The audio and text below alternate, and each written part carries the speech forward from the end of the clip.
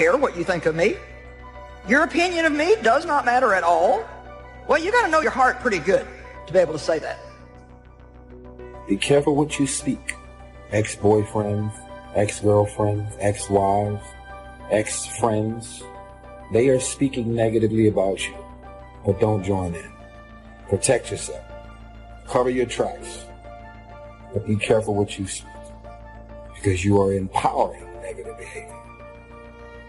I believe that some of the worst pain that we experience in life comes from people falsely accusing us and judging us.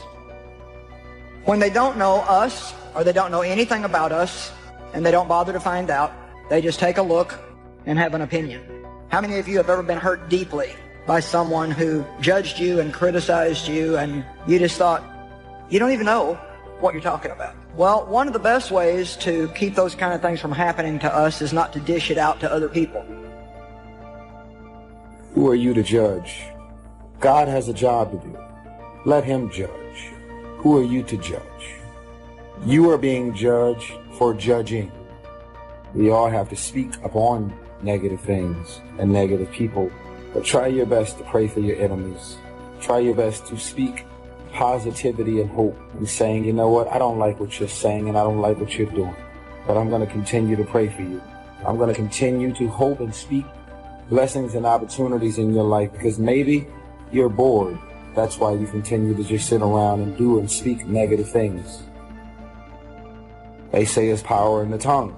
So if you have power in the tongue, if you continue to speak negative things about people that are doing negative things to you, you are empowering their negative behavior. You'll notice that that negative behavior won't go away. If you speak it, someone will be it.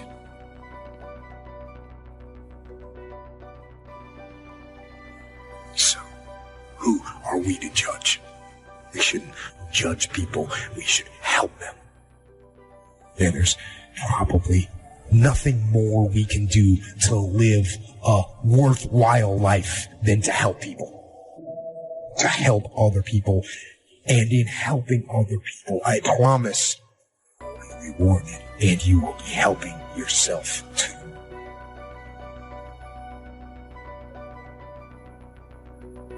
We see men tested beyond anything we can imagine. And still they overcome the pain and the suffering and the fear. And yet we can't get ourselves out of bed in the morning. We can't move toward a goal we've set for ourselves. Don't allow that.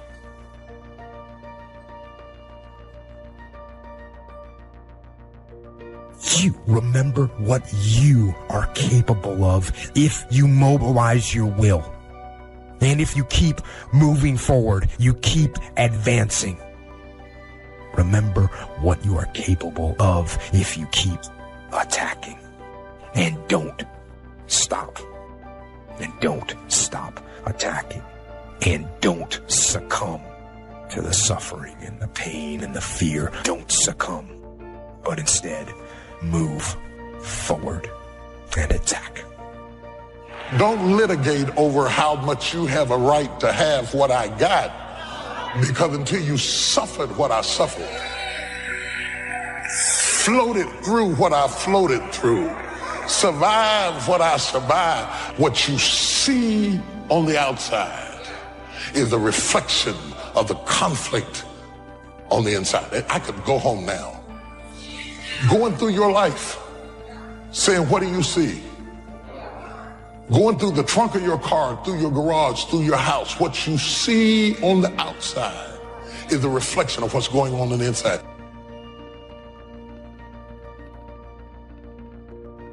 We never have enough information to judge anyone. I want you to remember that. We know what we know, and there's a lot more that we don't know than that we know, usually about every individual. It's interesting to me that nobody ever judges me, or nobody ever judges you if they have what you have. People only judge us when they don't have what we have, and so therefore, it's not even really what the word true judgment is all about. It's just jealousy. And they're not even mad because you have it, they're mad because they don't have it. Remember, be a student, not a follower. And here's what you must always do. Design your own personal life. I'm very happy for people to take notes in my seminar, but I'm also just as happy if somebody says, hey, this is not for me, tear up all these notes and throw them away. That's just as valid for me. Remember, be no one's disciple. Chart your own course. Make what you do the product of your own conclusion. What I'm saying here is be your own person. You don't have to be a model of someone else. You don't have to do it like anybody else. Right? Do it like yourself. Buy what you want to buy. Listen to what you want to listen to. Make changes if you want to make changes, and don't make changes. Right? It's your life. I'm telling you. And don't let anybody persuade you any different. Success is not a stereotype. But when you continue to speak negative things about people that have done negative things to you, you are also continuing the cycle of negativity. You are speaking negative things into their life. Therefore, you are inspiring the negativity to continue.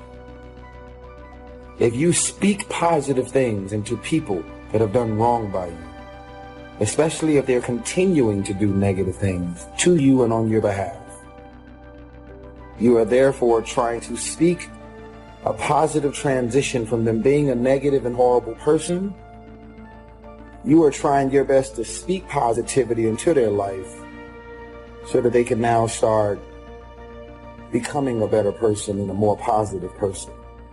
It goes back to the saying, pray for your enemies.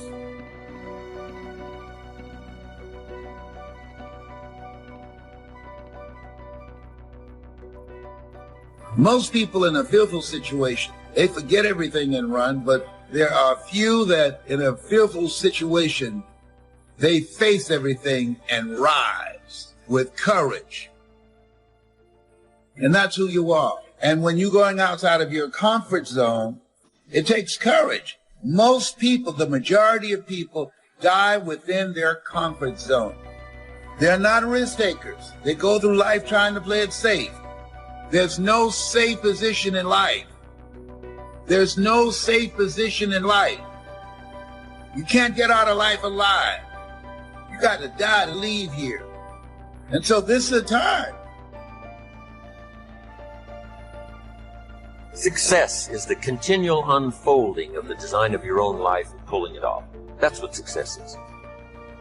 Continual unfolding of the design of your own personal life and pulling it off.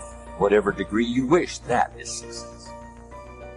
Successful in doing whatever you want to do that makes sense to you, for you, your family, your responsibilities, or take on responsibilities or refuse responsibilities. That's strictly all up to you.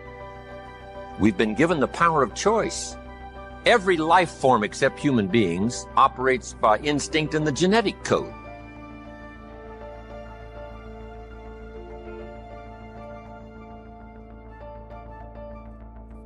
It has no multiple choice. Only humans have multiple choice. In the winter, the goose flies south. Why? Because he's a goose. If you said to the goose, it'd be better to go west this year, he ignores that advice, keeps on flying south. Why? Has no alternative, has no other way. He is only driven. All life form is driven by instinct in the genetic code except human beings. Now, why not human beings? Because here it is. We've been given the dignity of choice.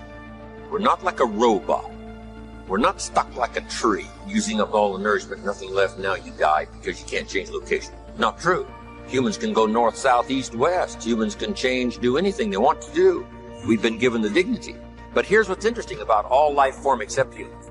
Every life form except humans strives to the max of its potential. How tall will a tree grow?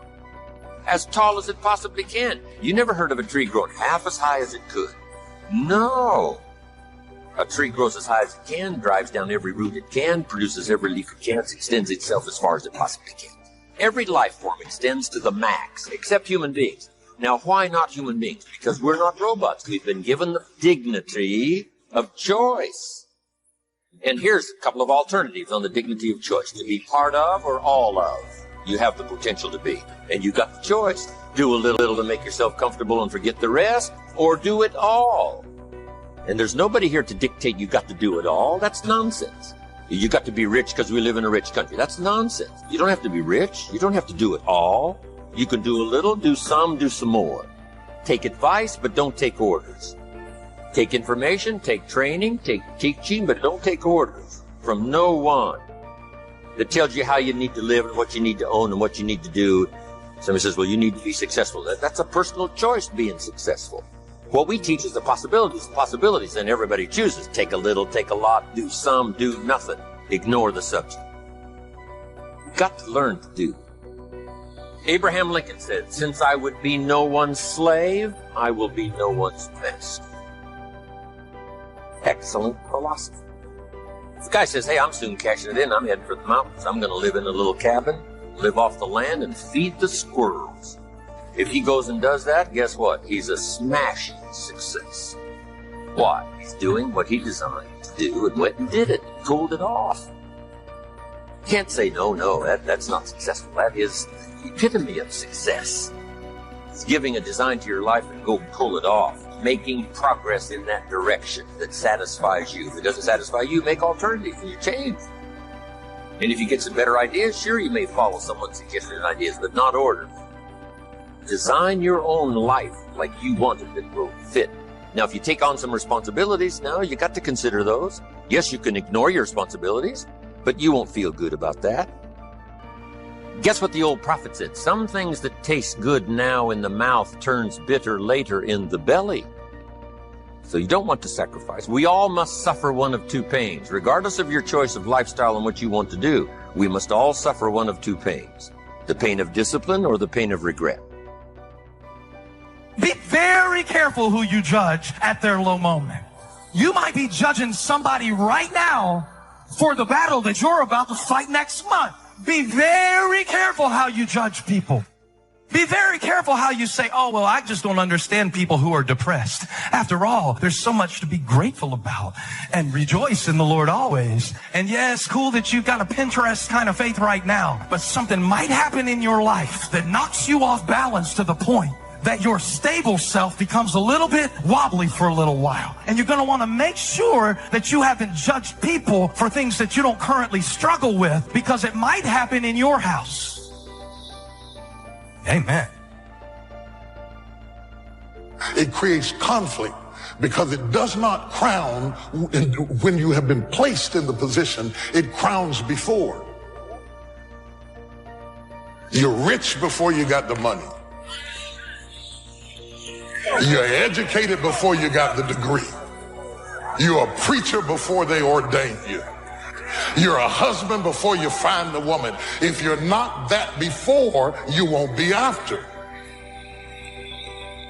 So you have to go through a period of displacement where you have vision to function on a level and don't have opportunity, which creates frustration. Yes, it does. Yes, it does. Because you say, I feel this with everything I got inside of me, but nothing outside has acknowledged me on the level that I think on, and you don't feel appreciated because your thoughts are up here and your situation. Woo! Do you hear what I'm saying to you? And what we suggest to everybody is to consider the disciplines, because disciplines weigh ounces, regrets weigh tons. You don't want to substitute a discipline for a regret. In our opinion, that would be a poor choice. Now, you can do it. Some things are poor trade-offs. The old prophet said, what if you gained the whole world, but it cost you your soul?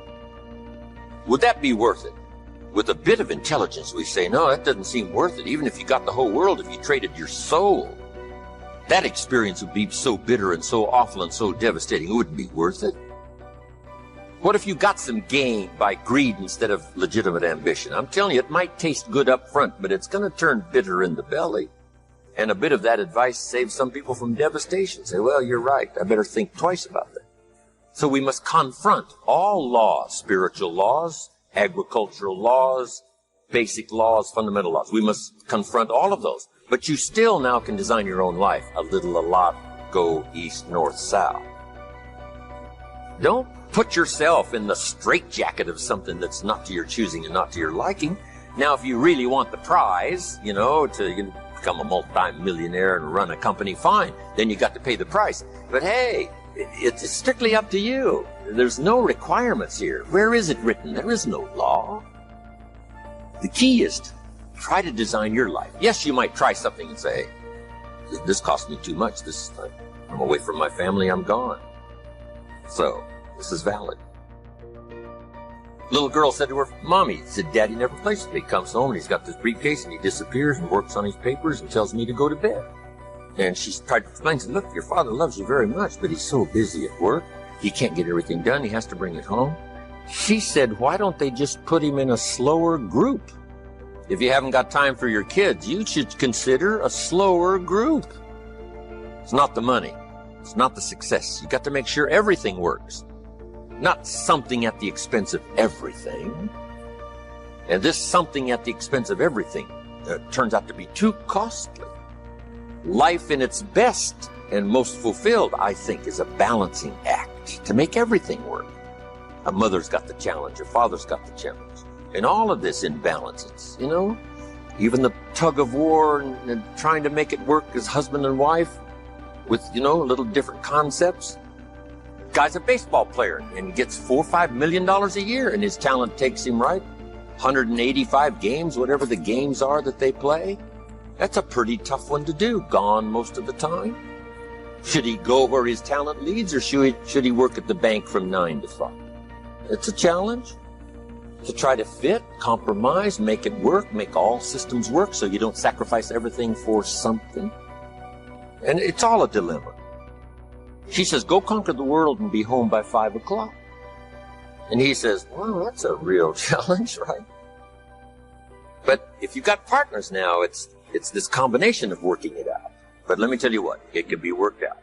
Here's what happens if you ignore it. It just gets worse. You just got to confront and say, let us work it out so that we bless our life with all of the systems that furnish us with a good life. And guess what? It never ends. This trying to balance your life with everything. Getting in charge, mastering the situation. This is the big challenge. I remember some companies I started years ago. I'd start the company, I'm running the company. First thing you know, the company's running me. And along about that second year, I say, hold it. I used to be in charge. And now I'm out of control. I used to have it on the run. Now it's got me on the run. And the same is true whether it's a company or an enterprise or whether it's the day. The key is you just got to take charge and say, I'm going to start getting a handle and taking charge of my day and not let it get out of control. Because it's so easy to be persuaded and distracted by, things that use up time, take up time. And then first thing you know, it's all out of control. Here's the key we've all learned. Maybe we just need to be reminded. It's not the hours you put in. It's what you put in the hours that count. Guy comes home at night, exhausted, falls into the chair and says, I've been going. Here's the key. Doing what? Here's what we learned. Don't mistake movement for achievement. Busy. That may not be the deal. It is the doing what that's the deal. Some people are busy all day long doing figure eights. And they're not making much forward progress. Keep coming back around where they started. Learn to set goals so that you have some priorities. Priorities, constant review. Make sure it's what you really want. Let it change. Do whatever it wants to change. Learn to separate majors and minors. Here's something that requires minor time. Here's something that requires major time. Is this all helpful? Wow, I'm excited about sharing. Seeing if it'll create some value for you.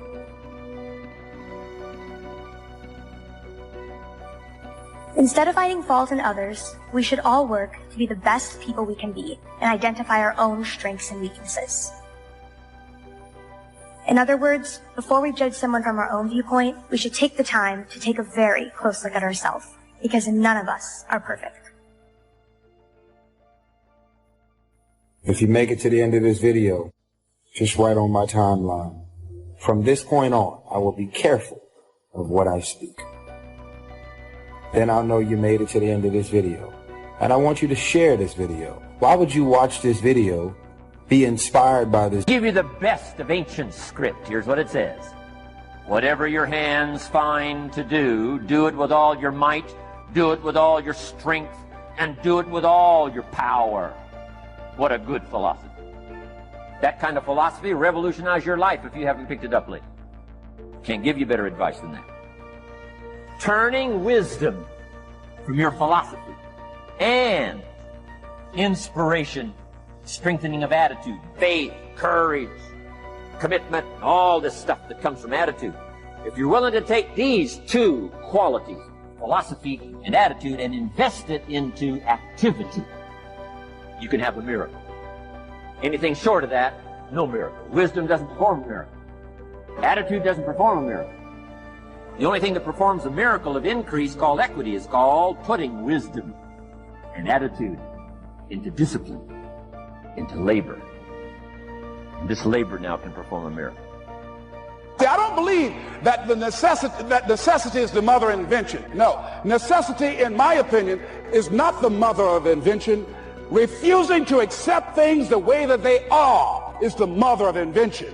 When you decide, I'm not going to settle for this. This is not going to be it for my life. I deserve more than this. See, that will start making you do some stuff.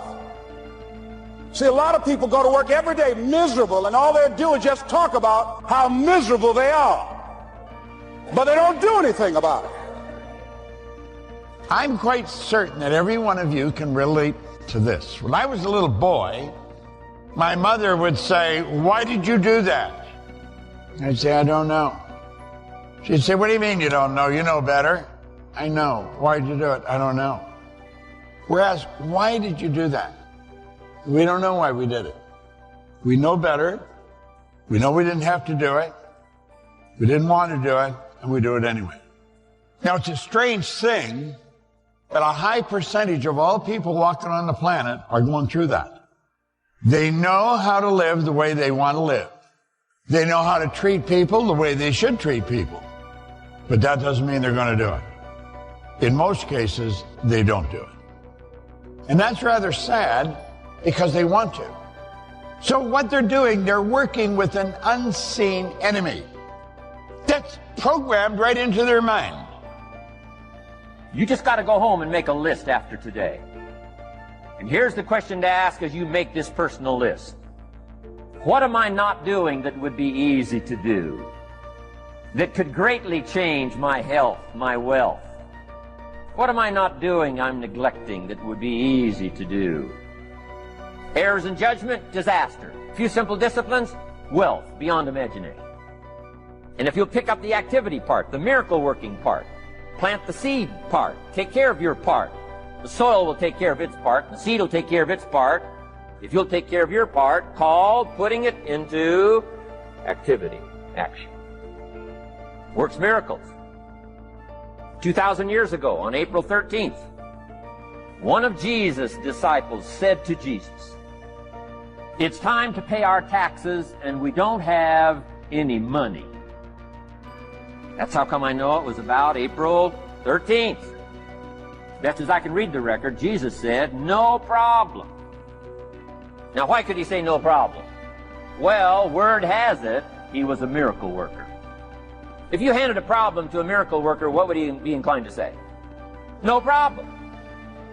You got to hang out with folks like that. I belong to a small group like that. We do business around the world. You hand these guys a problem, they say no problem. What? How many books would they read to solve it? As many as it takes. How early would they get up? Early as it takes. How much information would they get? As much as they needed. So it's what? No problem. You got to hang out with folks like that. Jesus said, this will be no problem, the tax thing. He said to his disciple, it's simple. Go fishing. Wow. Now that was easy for this particular disciple. His name was Peter. And Peter was a fisherman. How clever. How clever. But here's the real problem. If you should fish, and you could fish, and you don't fish, you got no miracle. You could change, you should change, you won't change. That's called accumulated disaster. Could, should, don't. And if you'll just start the process of change, could, should, and will, you can start this whole process. And if you will, then put it into action. The miracle belongs to you. Jesus said to his disciple, it'll be simple. Go fishing, and the first fish you catch, look in his mouth. Peter said, okay. He was used to strange things happening. In this relationship, Peter goes fishing, catches the first fish, looks in his mouth. Guess what's in the fish's mouth? Coins. Starts counting the value of these coins, and when he adds it up, guess how much it added up to? Exactly enough money to pay his taxes and Jesus' taxes. Now we call that what? A miracle, only because we don't quite understand how it works. It doesn't mean it doesn't work. It simply means we don't quite understand how it works. But here's how you get a miracle going for your life. Number one, do what you can.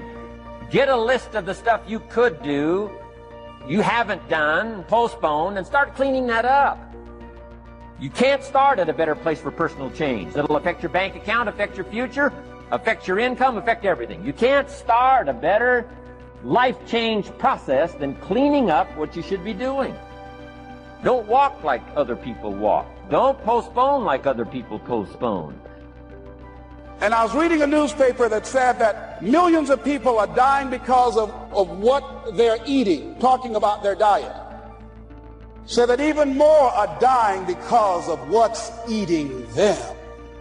You've got to find ways to increase your sense of self-appreciation, because if you don't, you're bombarded with negative stuff every day that beats you down, and you will find yourself unconsciously engaged in self-destructive behavior. If you don't program yourself, life will program you. You don't need massive bombard pre-conscious, subconscious. Practice channeling, find a 2,000-year-old guru. I mean, you don't need any of that stuff. This stuff's too easy. This stuff's too simple. Call, take action, number one, on neglect, on errors, in discipline. Number two, start setting up some disciplines. And if you'll do that, you'll perform a miracle. If that's not your philosophy, I would ask you to amend it. Guy slips in late, company doesn't seem to mind, slips out early, first one in the parking lot, heading for happy hour. Stretches his break, comes early for lunch, late back from lunch, company doesn't seem to notice. Guy says, best as I can calculate, I'm putting in about a half a day's work, and I'm collecting a full day's pay. And the guy says, I got it made. Little does he know the seeds of his own disaster are already being sown by the weakness of his own personal philosophy. It's not the economy that's going to determine your next 6 years. It's your philosophy about labor and about activity. It's your philosophy and your attitude, and then your ability to take action. All of that we call the process of life change, miracle working. Where have you been? Why are you here? And where are you going? You look at your life, you look at what you produce. Is it giving you what you want? Are you living on purpose? Are you living your dream? Are you acting on your ideas? Are you doing all you can do? Have you gotten comfortable? Are you procrastinating? Are you evading your own greatness? Are you challenging yourself? Are you experimenting? Are you learning something different? Is your life an adventure, or is it boring? Where have you been? The major key to your reaching your dream, your living up to your greatness, your making your contribution is you. If the economy is good, fantastic. If people are positive, that's great. You don't have any opposition, that's great. But the major key to your making things happen in your life is you. People are creatures of habit. Way back in the late 30s, Albert E. N. Gray was the Secretary to Prudential Insurance. And he wrote an article, and he said the common denominator of success was in forming the habit of doing things failures don't like to do. Now think of that. The common denominator of success is forming the habit of doing things failures don't like to do. I went along until I was 26, going in the wrong direction, picking up speed. And all of a sudden, just like that, I stopped and I went in the other direction. My income went from $4,000 a year to $14,500 a month within a year. No formal education, no business experience. Bang, just like that it happened. It wasn't an accident. I was following the direction of an individual that came into my life. He gave me this book, Think and Grow Rich, and he said, if you'll read this every day, said the man that wrote it spent his entire life putting it together. And he said, I think it would be a very prudent move on your part if you spent the rest of your life trying to understand and apply what he wrote. And then he said, if you'll do exactly what I tell you, until you find out I'm lying or I don't know what I'm talking about. Man, then he said, listen, your way's not working, mine is. Why don't you do what I'm telling you?